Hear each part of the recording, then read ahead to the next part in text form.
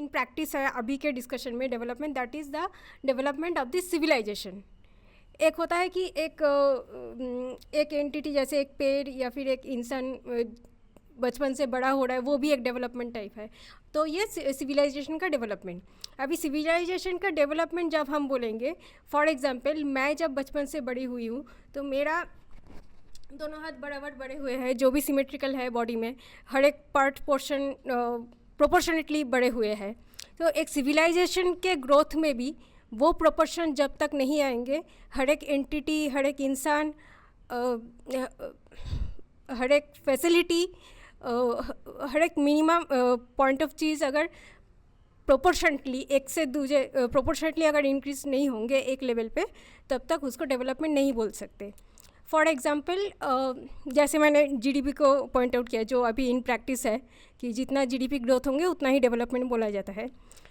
तो देश के 10% लोग मैक्सिमम चीज़ें जब खरीदेंगे तो वो भी जीडीपी के टर्मिनोलॉजी से, डेफिनेशन से देश का डेवलपमेंट है, भले ही 90% लोगों को कुछ भी ना मिले. तो यहाँ पे मेरे पॉइंट ऑफ व्यू से डेवलपमेंट ये है कि जो फर्स्ट ऑफ ऑल नीड के बराबर जो भी चीज़ चाहिए है, जैसे कि आज के दिन में पंखा, इलेक्ट्रिसिटी, ये जब तक एक एक इंसान को जब तक ना पहुँचेंगे उसके नेक्स्ट लेवल फ्रिज तक नहीं जाना चाहिए. तो वैसे and not just think of human beings and humanity, but since we are all supposed to be nature lovers, that we start taking our clues from nature, which is much much bigger than just human beings, right? So I would propose that in place of the word development, let's try using the word evolution. सबको evolve होना ही है, right? Nature भी evolve होती ही जाती है, right? Like I often asked the environmentalists that I worked with, that do you think that nature has stopped evolving? Do you feel that human beings तक आके then nature said बस अभी मुझे कुछ करने की ज़रूरत नहीं है and it's just sitting back? ऐसा है क्या? It won't stop. You feel? I feel so in the point of view like human का कोई evolution अभी मतलब वैसा कुछ नहीं हो रहा है, दिख नहीं रहा है, पर इसका मतलब ये नहीं कि हो नहीं रहा है. It takes millennia, it takes centuries, thousands of years, right? That's why I said let's step back. Let's think of time in a larger way. Let's think of life in a larger way. And who are we trying to save here? This idea that nature is a victim. And often environmentalists fall into that because you see it, right? You see the birds are disappearing, you see that the trees are dying, right? So you tend to think that nature's a victim and that I'm going to go out there and save her. Do you feel that there's something off in this viewpoint? Right. But my point of view is a little different. Right. So, of course, we all have our perspectives, but after 19 years of carrying that kind of an approach to my work, I've come to experience nature in a very different way, And so then it's not just development versus conservation, which is the more narrower or the more immediate argument, but rather who is nature and then who am I, and then who am I to try and think that I'm going to go out and save nature, which doesn't mean that I should destroy either, right? And I know there is a huge rate of burnout. Anybody here who's thinking that they're going to take on this work, you burn out like anything because you will not see the results, because you are not working to see results in 3 years or 5 years or 10 years. You are going to work for the next generation. You may not see the result, right? And I come back to the Bhagavad Gita and to my tradition to say, okay, I'm being inspired to do this. I'm going to do it. It feels right to me. I've looked at all the perspectives and this is the path that I'm being called to take, and I will take it. Whether, the next generation benefits or not, it's not possible for me to say. But this feels right, and so therefore I will do it, and I will do it fearlessly, I will do it meticulously, and I will do it till the end of my days. Right? Because at the end of the day, it's always the question is, what should I do? The tree is getting cut down. What should I do? It's a real question. Some of us are warriors, we go out there and fight, and we do it fantastically, like the person you saw in the film. But not all of us are warriors. Some of us are artists, some of us are designers, we are creative, we're writers, we're poets. We have so many different tools that we can use, right? But at the end of the day, if we us may not be doing these rituals anymore. We've distanced ourselves from that life where there were rituals, and those rituals were about nature. They were rituals which were interfacing between humanity and the landscape, humanity and the trees, humanity and the birds, right? Those rituals were based in nature. We have said, nahi, to kya hai? So we distance ourselves, then we stand in judgment over it. When I started to study this whole issue of Visarjan, हम लोगों को पूछते थे कि आप क्यों कर रहे हैं Visarjan? Many people would not be able to answer that question. किया जाता है, हम कर रहे हैं. You try and just dig a little bit, below the surface. So the word Visarjan, I don't know, maybe some of you may be knowing, Visarjan comes from a Sanskrit word which is Sruja. And in Sanskrit, the word Sruja is also Srujan, Sarjan, right? Srujan, which is creation, to give birth, right? So I discovered that in Sanskrit, the same word means dissolution, which means to dissolve, and at the same time, it means to emerge. What a fantastic concept, right? What a fantastic way of looking at how nature works. कि कोई भी नई चीज़ को जीवन लेने के लिए कहीं ना कहीं another form is dissolving in front of your eyes. This happens all the time simultaneously. It's not one after the other, So now I have started looking at my whole environmental education, quote unquote, which has come in a very scientific, evidence-based, data-based kind of training.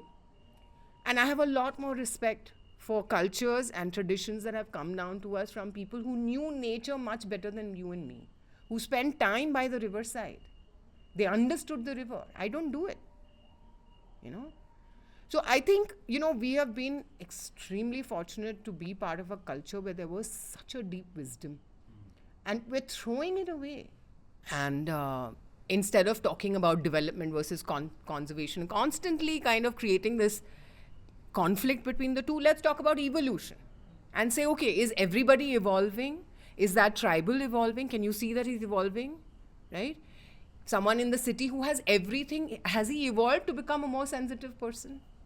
Then you don't pitch development versus conservation. You're talking about evolution as a whole. Your timeline expands. You have a lot more patience and you have a lot more faith, right? So these are the amount of timber and leaves, it's a living ecosystem.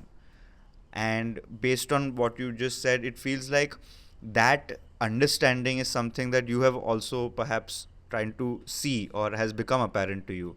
So my simple question is that what did it take for one to go from an evidence-based way of looking at the world to move towards seeing the beauty and the deep wisdom of cultural practices of society, which might not know the language of science, but which perhaps understands what the laws of nature are on a much deeper level. So how did you transition from being someone science-based to being this? So again, don't oppose the two. It's not like science is on one side and spirituality and religion are on the other.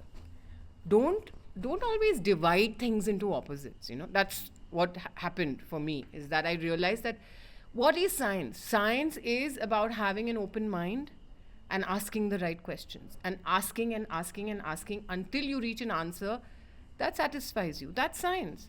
A lot of indigenous spirituality, indigenous wisdom in my tradition, which is the Hindu tradition, that questioning is welcome. They tell you, pucho. In fact, they keep on reminding you that you must ask. That's the only way that you will learn, right? So it's very scientific, right? But again, I feel that, if we are inspired by nature, we need to spend time in nature. Like Kranti has created such a beautiful environment, right? I'm sure he spends hours here simply just listening and looking, and all of us have opportunities, na? आप में से कितने लोग जब आप सुबह में उठते हो तो सूरज को प्रणाम करते हो? कितने लोगों को पता है कि you know the moon cycle में जैसे हम बोलते हैं ना एकादशी है या how many of us are living like that? We are not living like that. We've lost a connection to the sun, we've lost a connection to the moon. Possibly. Yeah, but here, I'm asking here, we don't have that, no. So we have lost all of these things, and these are simple things that we can bring back.